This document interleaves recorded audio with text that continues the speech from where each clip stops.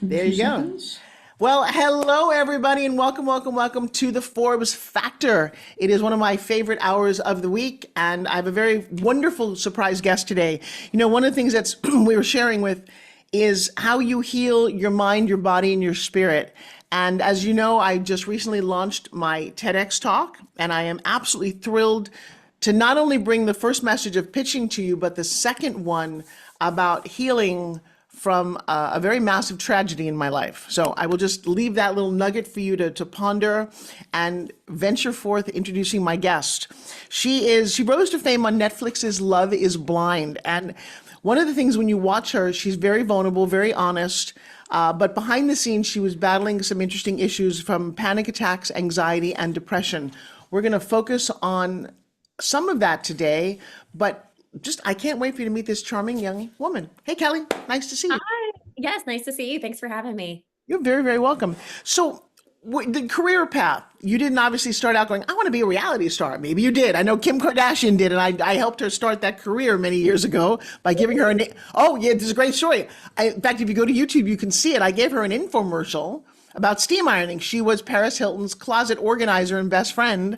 And I knew she was great, and I had a steam iron, and I saw the potential. I knew her dad. And Wow. and then she literally said to me, and I'm curious to hear how your story plays out, but she's like, she called to going, so Ryan Seacrest wants to do this reality show about my family. Like, what do you think? And I'm like, I didn't really think.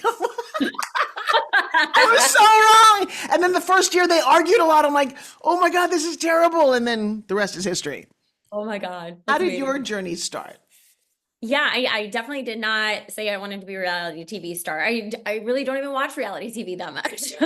So, um, the truth of it all, rewind a handful of years actually before even casting for Love is Blind, and I received a text from an ex-boyfriend saying, "Hey, I submitted your information to a casting director. They're doing some dating show here in Atlanta. I can't do it because of my job, but yeah, I gave them your info." And a part of me was like, I don't know if I should be like offended, like this guy's trying to like he doesn't think that I can get my own boyfriend, or if I should be like really great, in gratitude for that. Which I was more leaning towards the latter. But yeah, so I that was actually for the show Married at First Sight. Oh, And wow. yeah, I like they pitched the concept to me, but I guess I really didn't hear them when they said, your first episode would be you walking down the aisle and marrying the person until I read it in more fine print when they sent me the contract because I was being selected for this show. And once I saw that in fine print, I was like, no, this is not it, not for That me. is one of the craziest concepts for a show ever. Yeah, it really is. It really is. But yeah, it's the same like casting team behind all of that. So anyway, so I let that go. That was probably like 2015 or something. Fast forward to 2018 and I get a phone call and I don't normally answer random phone calls. But for whatever reason, it said Santa Monica, California, and I love California. And I was like, I think I'm going to answer this one. Funny. And it would just kind of like, hey, Kelly, this is so and so from Kinetic Content Casting.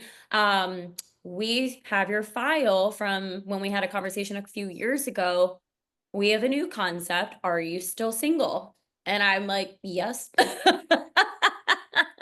I am. So that was pretty much all she wrote. I went through the whole interview process. I thought the concept was really neat. I think a little bit of ego played a part in why I wanted to do it, based on, I just remember my friends always telling me that I I always like went after guys that were very good looking but didn't treat me very well. And so they were like, Kelly, let's like, you got to have like a personality connection and all of that. And I did. I mean, I dated guys that actually had good personalities and whatnot. But also, I think when I was, not really connected to myself for a while, I was probably chasing men, chasing dating.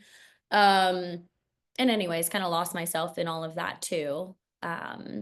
But yeah, so it was there was a little ego because I was like, oh, I can prove to them that I can meet someone and make a connection based on personality alone. But otherwise I was like, hey, I'm in this whole like self-love era. I was starting this whole like personal development journey and everything. And I was like, let's do it. Because what do you do for work? Well, I do a handful of different things. So I am a podcast host. I just am in the stages of launching like more mindset coaching. I was a health coach for 12 years and I was like, I don't want to give recipes and workouts anymore. Love it, but I don't want so do more of the mindset, business basics, so online business coaching, that kind of thing. And then I do some speaking gigs. I do work a 9 to 5, where I do sales and marketing, business development for an orthopedic surgeon as Oh, well. wow. Yeah. Fascinating. So when you read the fine print of this show, though, I love the fact that so let's walk us through this because have I done a reality show? I have, but not quite. I've done more reality, not quite like what you did. And in the dating space, I would think that's kind of interesting. One of my best friends right now is on Golden Bachelor, and it's been crazy watching her. I know. She's brilliant, she's beautiful, and she's doing very well, but I guess we're going to find out how it turns out in a couple of weeks. Yeah. So you say, yes, I'm going to do this. What's the process? So yeah, we go to like the first day on set, we're meeting the girls. And then obviously the guys are all meeting each other. It's basically like speed dating the first week in a sense, or technically the first day. You have 7 minutes with every day. We started out with 15 men and 15 girls, 7 minutes for each date. And then as the week progresses, you're narrowing down based on your connections, and you are having dates through a wall. All you can do is hear them. You can't see them. We're not supposed to give clues as far as like what we look like, our physical appearances. And I stayed really true to that. I didn't want to give even like my hair color or anything. So but the dates went from like 7 minutes, and again, as you were narrowing it down to your top choices, the dates are getting longer. So we may have been in this, what we call a pod, for an hour and a half, hour and 45 minutes on a date. And sometimes I always relate it to, back in the day when we didn't have like FaceTime and things, like you didn't have video calls. It was called the telephone. You're on a landline with a cord attached to the wall. And Come on, you're not that old. yeah. So I had to like go down like just the steps, open the basement door right next to the attached phone with the cord going underneath the door, close it. It made you feel like that type of scenario where you were like getting butterflies talking to your crush because you couldn't see them. Right. It was really neat. And there were times like that hour and a half went by as if it was like 15 minutes. I mean, you're so engaged in conversation and you really have that much of a connection with a person. It really does just go by so Out of the quick. 15, how many did you feel a connection to? I mean, there were three. I had a top three for sure. Hmm. And then how did they narrow it down to get to the end of this? I've not watched the show, and I apologize about that. No, it's okay. I mean, from that top three, I mean, the top person, I was his top person too. Oh, So wow.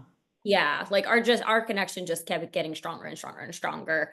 And it was the other two gentlemen, they had other connections that were a little stronger too. So it was more of like a mutual agreement, like, hey, we like each other and this could probably work, but we have a stronger connection with these people. So And so then how does this play out in the show? So of all the 15 girls, do they all continue along the way or just ones who make connections?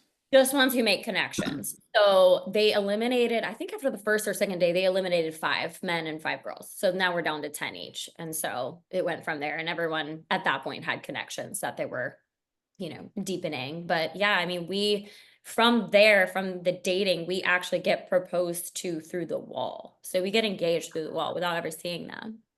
Oh my gosh. Were you ready to make that? And again, we're going to talk about the whole mental health thing in just a minute, but I'm fascinated by the show. No.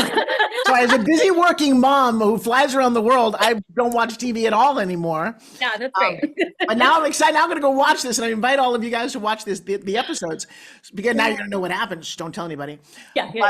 But how does it progress, and what is the end of the show?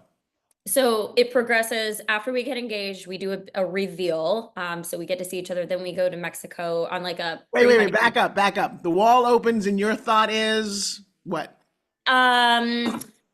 Attractive, not my typical style of guy, although I kind of pictured that's what he was going to look like. But once like my head and my like, I guess like what I had gotten to know of him, and the physical just hadn't synced up yet. Which But is like, really fascinating because, yeah. and what I love about this for you and for us listening is that your friends had said you liked really good looking and it didn't quite work out how they're treating you. So now you know this guy. Right. Because I often preach to people that I love online dating concept because you get to know them. At a bar, all you do is get to see the person and physically you don't know anything about them. I'd rather know a little bit more about them going into this. And I will just share with you a little background of mine. I was married for many, many, many years, have a set of twins, boy, girl, 22 years old now. Raised a bonus boy who was murdered. So that took its toll on my husband and I, and we separated. Still business partners and friends. But when I went after the man I wanted, I literally put at the very top of the list, I wanted someone who looked like he walked off the cover of a romance novel. I love Well, that. I can't show you my Instagram on my computer. It's not working, I but think I've seen pictures of your guy. yes. And if you see a picture of Joshua, Joshua is a former Chippendales fashion model, 7-time world champion bodybuilder, and probably the cutest guy I've ever seen.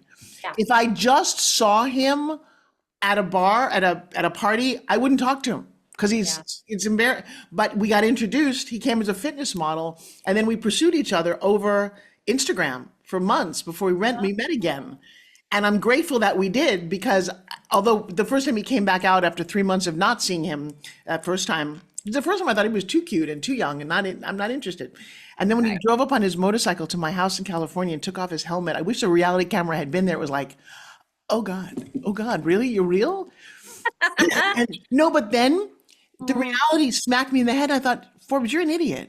This young guy's a player. He read you like you're a little needy here. You're looking for love. You're on television. You've got money, whatever it is. And this is going to be a great weekend. And then I said to myself, okay, it'll be a great weekend. Yeah, right. No, but you're going to love this. He comes over and I looked at him and I'm like, okay, be honest with me. What are you doing here? He gets down on one knee, grabs my hand, looks at me and says, I'm not very religious, but something told me you need me. Whoa. It's been 8 years. Wow. The sweetest, gentlest. Gosh, that gives me chills. He isn't who he looks like at all. He is Yeah. precious and one of a kind because, and this is really tragic, his dad was killed when he was 2. His stepfather was killed when he was 15, both in car crashes. And his sense of loyalty, because I'll leave you with this. One of my friends, I was going away for a week on a girls' trip, and she says to me, "You're leaving that alone?" And I'm like, first of all, it's not that. I appreciate how cute he is, but he's my man. And why would I worry? She's because he's going to be, look, I'm like, this is the thing about Joshua. That's not happening. And that's why we're together. We stood next to Christy Brinkley, who's a friend of mine, and he's like, she likes me. I'm like, I don't care if she likes me. She's like, nah, you're my type. Right. That's so good. Gosh. So yeah, I'm a little gushy about this because I did find this in a very unique way. And I wish this for everybody because it's made me a better person in the last 8 years. Wow. All right, this thing, you get to see him, you go, oh, he probably went, wow, she's really cute, right? Maybe. I think I would have. I thought it was cute. I thought it was good looking, but like the type of person that I would have been like, whoa, that wasn't what I was seeing. Right, but you're feeling the connection with all of who he is.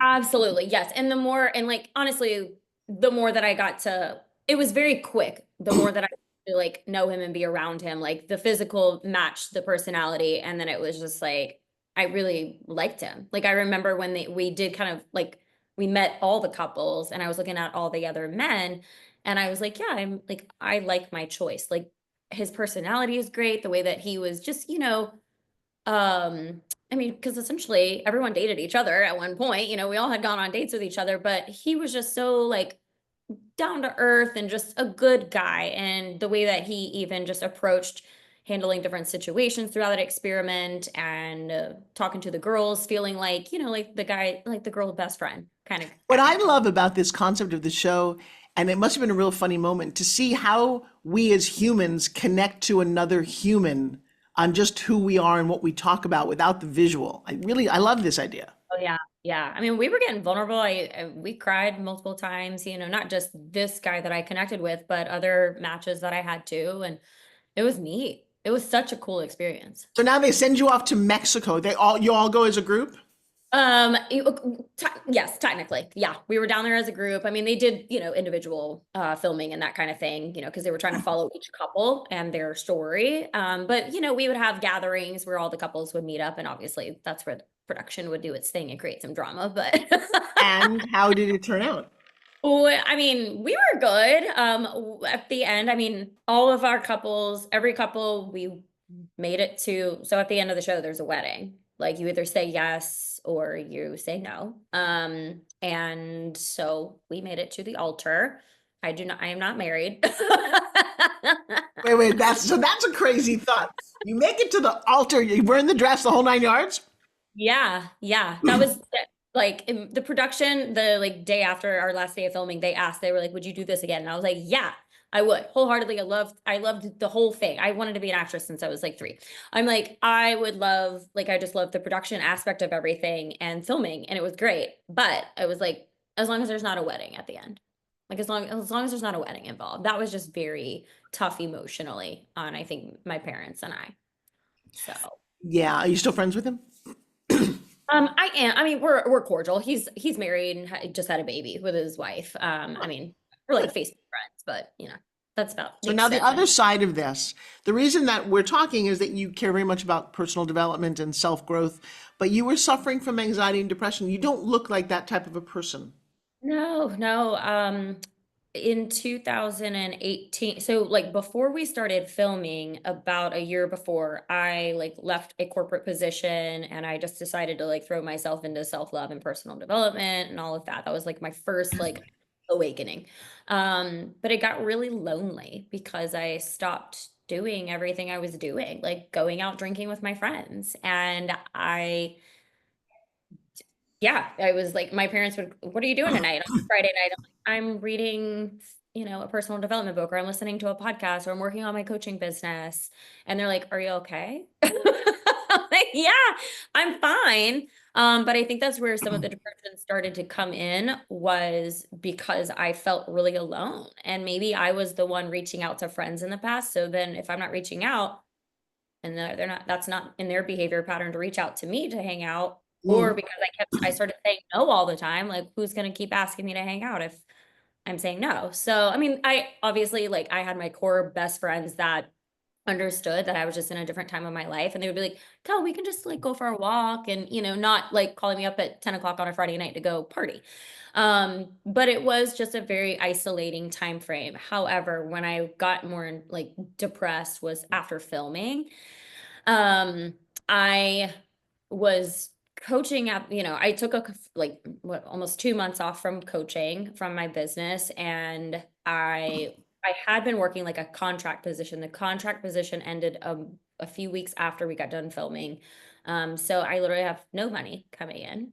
Right. I have no job at the time. My business, I couldn't get my business like back flourishing in a month. I essentially had been in heartache, not just because the show ended. The guy and we both decided to say no at the altar, but we had had conversations prior to about dating, and he ended it pretty quickly, like the next Oh, day. wow. Really?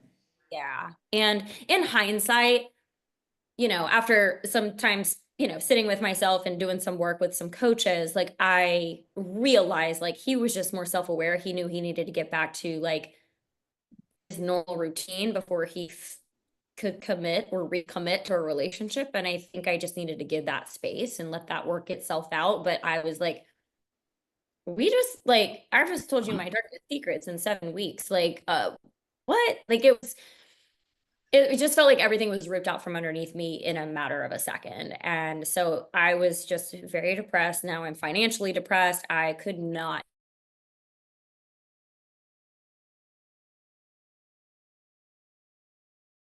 mindset coach, and I had never worked with one-on-one like that. And I had never done mindset work to that degree. Yeah, I'd read some personal development books, but like deep inner child shadow work and all of that, I had never experienced. And I was so blown away. I mean, my whole like, I was like, I have to do this. And so I started to kind of transition my business to what I was learning, but people are like, what is she doing? So like on social media, because they're like expecting recipes and workouts. And now I'm talking about money mindset. and being an entrepreneur. And so granted, I just picked it up. I was really disrupted, nervous.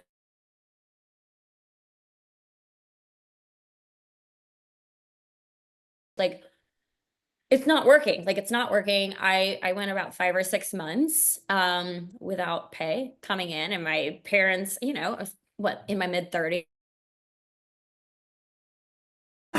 condo, and you're gonna have to move home. Like you need to effing get a job. And I was like, I was trying to hold out as long as possible because I'm like, no, I know that this works. Like I have so much, like, I had so much faith in myself, but also a very unstable nervous system. So I got a job and went back into corporate and all of that, and it definitely did help. But then a year and a half later, then the show airs, and now I'm rock bottom again because not rock bottom, but nervous system, just total dysregulation. Oh, wait, no, wait, go back to that. So the show airs, and Mhm. what was the feedback? How did it affect you?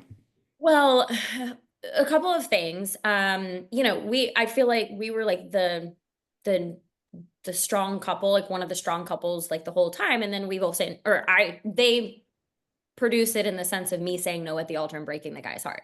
So now I have, Can I share? Okay, so I yeah, did a reality show, and now I'm reminded. I have a fitness product that I created called Spin Gym, and I poured my heart and soul into this project, and went spent 5 months doing it. And I knew how it ended. It didn't end great, but what I did not know and had no anticipation was that the editing and the way they made me look to be the bad guy in the whole entire deal. It was like, wow, that kind of blindsided me. It still to this day affects me because yeah, that night the show aired, my fitness product called Spin Gym was the number one search Google word, and my name was the number three. And it wasn't excellent because they insulted me. They did all kind of really shady things, re-editing, re-voicing over things. I'm like, oh my God, did you guys set out to hurt me? Because I was one of the only women in this entire arena of what we were doing.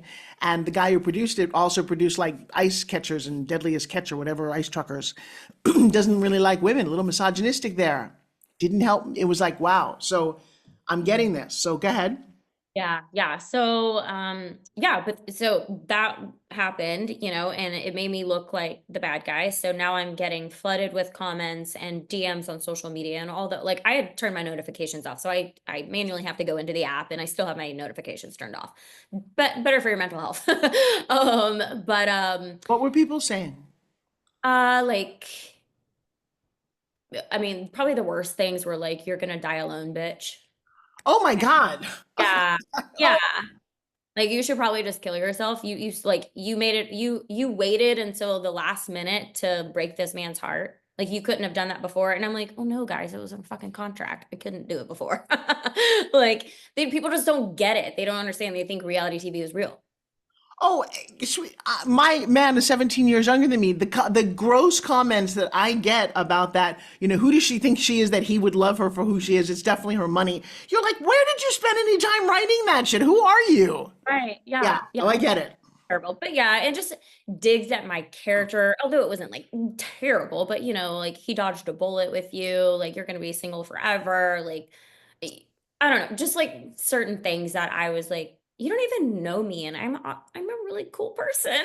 Like Yes, you are. I I affirm think as much like work that I had done with my coach, and granted, I have had coaches now since 2018. I think that they're phenomenal, therapy in a sense. And no matter how much work it's like you aren't prepared for that type of thing. I mean, 30 million people watch Love is Blind season one. Oh, And wow. I grew our following, like my following went from like 7,000 to nearly 500,000 in a few weeks. And so it's just like all these eyes and then it's like Black Lives Matter was very prominent a few months after our show aired. And now everyone's like, you should be talking about this. Like, it's like you get a platform and everyone expects that you have to talk about every single political thing and voice your opinion on every single topic and matter. And I'm like, no, like, I don't have to do that. Like, this is my platform. Um, but it was, I actually did wind up like after a week or so, I actually did wind up after collecting some thoughts and, because of the work that I've done. And I did speak on the topic of like racism and everything. And I said one very incorrect thing, and pretty much got canceled for a week on Instagram. That was really bad. I just spiraled. I was like this, and friends were reaching out and they're like, Kelly, like, we know your heart. Like, you didn't mean to say what you said. And I just said something, a politically incorrect term. That's pretty much it. But I just didn't know. And I should have researched that. So lesson learned. Yeah, no, But I'm I was sure. with the message and the story that I was trying to share. Like, it was so powerful. And I was like, oh my God, like, damn it. Like, but anyways, that just really hit me because now I'm having thousands of people like DMing me like you're fucking racist. And I'm like, oh my God. Like it was just it was terrible. So that whole like 2020 year, that's when my anxiety or panic attacks happened. Actually, it was actually the beginning of 2021. Valentine's weekend 2021. It was a year to the day that our first episode aired. And I was working a full-time job. I felt like I was working multiple jobs because I mean, granted, COVID was happening, so we're all stuck in our houses. Our mental health is all shot. But I'm working a 9 to 5. I am now getting brand deals, and it's a job to create content for brands now. And I'm trying to like launch coaching programs and do private one-on-ones and group coaching, and I'm just doing the most. And I kept telling my parents, I have to quit my 9 to 5. Like, I get it, it's a consistent paycheck, but like it's such an energy suck. Like I can't be showing up for 8 hours a day, then have to create content for the brand, then have to show up for this. Now I'm showing up online. Like I felt like I was working 4 different jobs. Plus I'm like trying to actually date and like have a life and everything. And Right.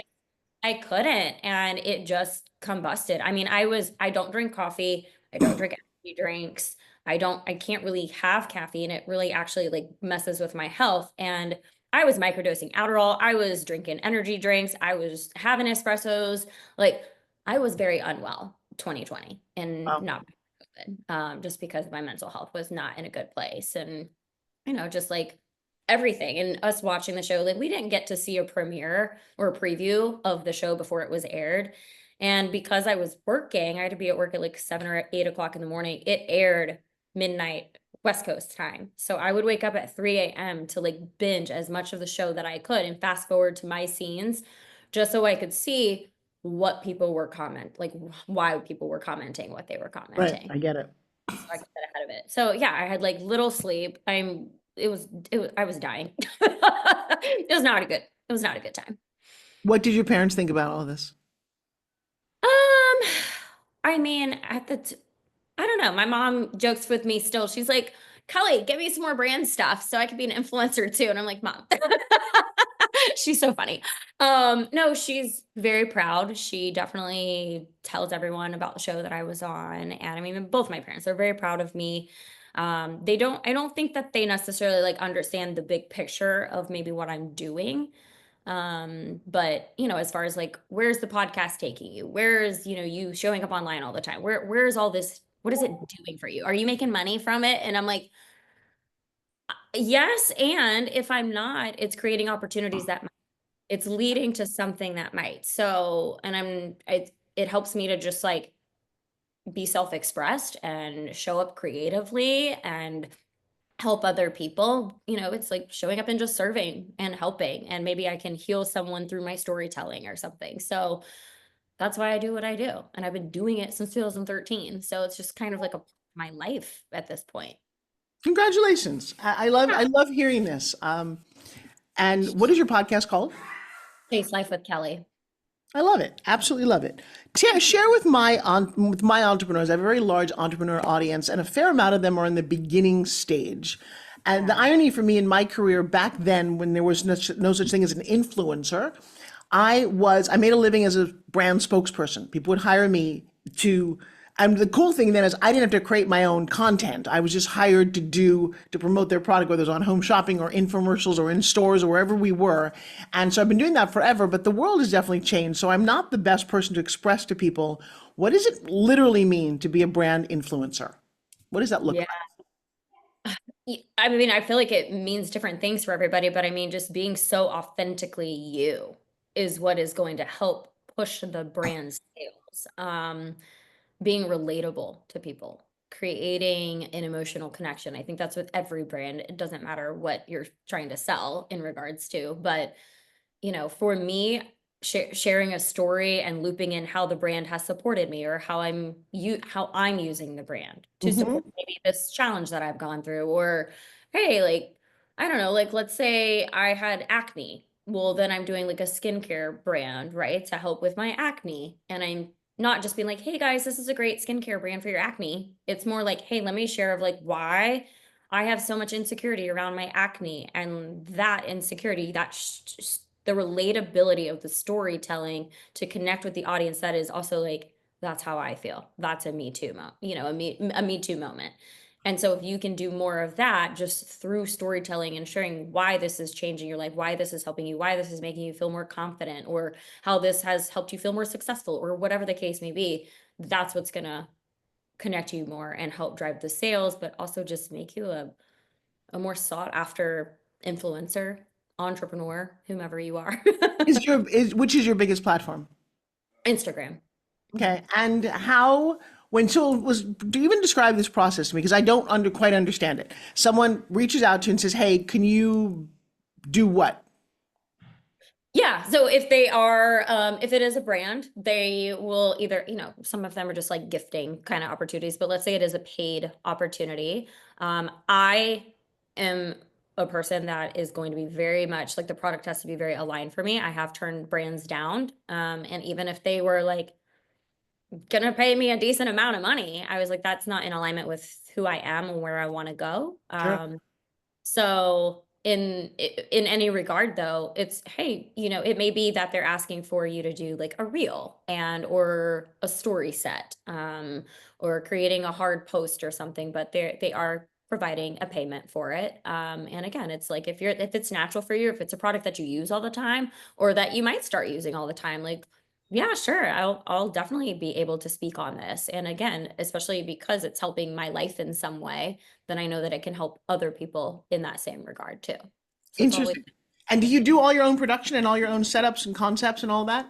yeah, yeah, I do. That's why I'm like, it's multiple jobs over here going on. I It's not, still have a lot going on, but I feel like so much more is like aligned now than it was when the show first aired. So and how are you in the dating world? What's going on? I'm not, I'll dabble on the dating apps here and there. I do it more or less when I'm like, okay, I feel like I'm in like a good place with like life and business and everything. So let me like dabble. And then I'll be like, oh wait, I'm going out of town for a week. I can't go on a date with this person. And then I just, it's more or less when I'm like bored, in a sense, that I'll like go on a dating app. I like being in person. That's just like how I would like to meet someone. I met someone really awesome last fall. I just happened to go to a bar, and people say you can't meet your people at bars, but you could. Um, Granted, this person was so different. Like, the questions that this person asked me, I was like, I don't think that either of us actually want to be at this bar right now. Like, it was, I mean, he asked me like what my attachment style was, how much he asked me Wait, how wait, much what's your attachment style? What does that attachment mean? style.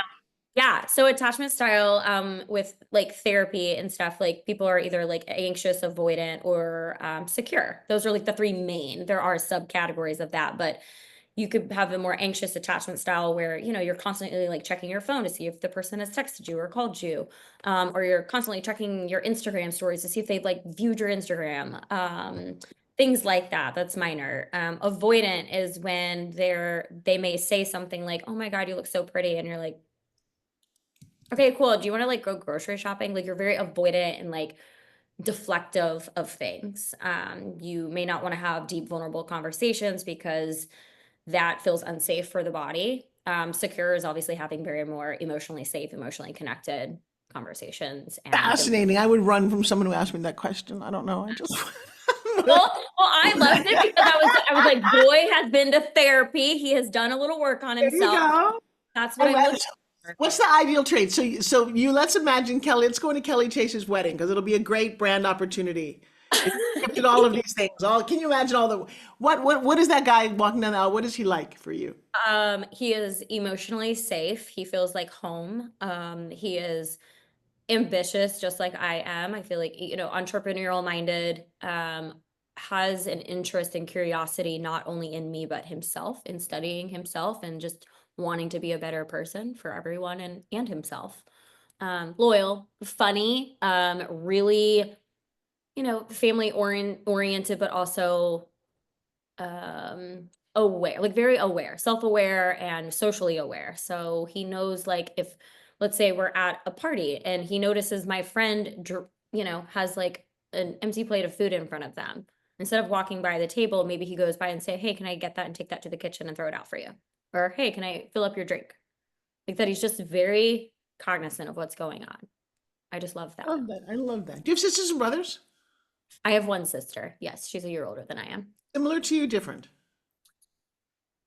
Similar in some ways, but very different. She's very, I want to say a lot more free-spirited than I am, which I think can sometimes, like, our beliefs may not align in certain things. I try and keep a very open mind, but I have two very spirited children whose beliefs don't quite align with mine, and that's a little frustrating. I made you. Can't you think just like me? right. Why am I arguing with you? I know. That's pretty funny. Although I have to say, I must have done pretty well because I'm in business with both of my kids. So Love that.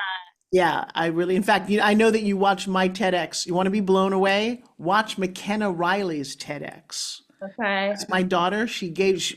Talk about crazy. It took me 7 years to get mine because when I first reached out to them and told them what I was up to, they called me and said, oh no, there's no pitching allowed on this stage. Because for those of you who know me, I'm the queen of pitch.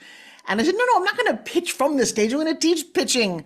And they were like, oh, no, we've seen you on infomercials. We know you. You're going to try and sell something. I'm like, and then they hung up. I got so insulted. I thought, well, screw you. I don't need this. And then this year, I'm like, wait a second. What I teach is really valuable. My message needs to be heard. And I applied again. And this time I didn't get one. I got 5 offers. And I'm booking 2 of them because I had one very business-oriented speech about pitching. And the one that's going to come out next month is about a little boy that I raised who was Black from South Central for 12 years and was murdered. And there's a powerful story that I learned during the course of all of this and my life that I thought, and it'll be interesting to see because if I don't think I could have released this 4 years ago, I would have gotten canceled. Wow. It's controversial. And I, like you, needed to follow my heart, my vulnerability, and get that message out to the world. Because as I said in there, the message that I'm offering is way bigger than the messenger. So I'll take the hits because I think what I'm saying needs to be heard. I love that. But then but here's the crazy thing is my daughter and I are in business together. And when the first one happened, it turns out to be in St. Pete, my hometown. And I said, call the organizer, see if you can help her. She's new to this area and you grew up here. And I said, and while you're there, why don't you pitch her the book, the concept that you've got called Every Company Needs a Kid? And she's like, Mom, you have to apply. It took you 7 years. I'm like, then you've got nothing to lose by doing it. Right. Like, I'm the ultimate teacher and coach and I can't stop. 38 minutes later, she calls me and she's like, Mom, I'm like, what? She's like, I'm going to be a TEDx speaker on the same stage as you are. I'm like, it worked. That's so cool. I was like freaked out. And then of course, as a mom, can you imagine? I mean, I almost can't imagine the stress level that I was at. My daughter shows up the day before on her like little cell phone, because she's 22, reading her speech. And I'm like, what are you doing? She's like, well, I'll have it memorized by tomorrow. I'm like, the whole night I'm thinking, oh my God. And she got a standing ovation. She crushed it. Wow, that's so neat. I hope that everybody on the platform watches it. It is called Every Company Needs a Kid. And out of a 22-year-old's mouth, her level of fun and experience and success, personal success, is really exciting because she also deals with the fact that, who are you? How can you run a company? You're 22. Right, And so we all go through a lot of this hatred of other people. And I continually teach people, look, and you can listen to everybody, but anyone who disses you is just not at your level and they're looking up. Anyone above you will applaud you. I promise you. Anyone who's successful always looks at new people and their journey and is very loving, and you can be wacko, be an entrepreneur, be a dreamer. We've all lived that, but it's the people below you in whatever status that felt the need to write that nasty thing that aren't living a very fulfilled life. Absolutely. That's so true. And when you really embody that, you're like, then fire the arrows, because I feel like I have a deflector. I read them, I laugh, I feel sad for those people, and then I go back to my core group of people who just love on me. Yeah. I definitely have gotten there now. The first year and a half after the show aired was a doozy, but now I'm like, okay, we're good. I know that You that's know, just for, I don't know where you would find this. There is a scripted drama called, I want to say it's called Unreal. okay. And it is the scripted version of Backstage Behind The Bachelor. Oh, It's like 3 or 4 seasons. I remember watching it. I ate it because what you don't know about all the, I never until I watched that series had no idea the level of manipulation, but it makes sense. You're making television, you're not doing reality, right? right, right. Yeah, absolutely. And so if you ever get a chance to watch Unreal, I'd love your feedback on that because I thoroughly enjoyed it. And it makes me never want to do one of those shows because you have such zero control. You are a Yeah. pawn in their chess game. Yes, absolutely. You are. I Oh, think and Bachelor, based on conversations I've had with former Bachelor contestants, they're definitely a lot more strict about things, and I think a lot more manipulation well, going it on. has to be because it makes great television and they have Yeah. 30 million viewers. They're trying to service that. But in the chess game, you came out as a beautiful queen. Yeah, thank you. You did. Anything else that you want to share with my audience? I'd love if you enjoyed today's episode, I'd love for y'all to come on over to my podcast and listen and tune in. It's Chase Life with Kelly. And if you feel called to look into my work, I do have a few digital courses and private coaching available as well.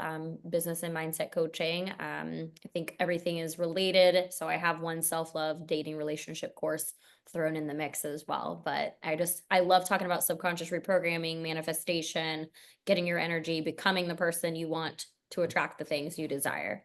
You are completely aligned with my world. I have to invite you into my mastermind. I have thousands of very wonderful people who show up weekly, who would I think would love to hear from you. So if you're open to that, I'll reach out with an invitation. It's been an honor spending some time with you today. Thank You you. too. Yes, absolutely. Thank you. All Great, right, great everybody, conversation. Miss Kelly Chase. Yo, Love is Blind. We're gonna have to go watch that episode now because now I know you. It sounds like fun.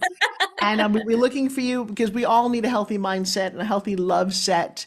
And it's what my mission is all about. I'm grateful at this age that I figured that part out. And I wish it for everybody because if you can place your heart in a very safe place with someone else, as good as you are, I think life gets better. And so Yeah. by being in a loving relationship and sharing some of that online or with people, I'm having the time of my life. And it's, better together. And like I always say, I don't know if we get to do this life again, but if you do it once, right, once is enough. Yeah, absolutely. All right, I you. love that. All right, bye everybody. I'll see you guys next time on the Forbes Factor. Thank you guys. Thank you, Kelly. Bye-bye.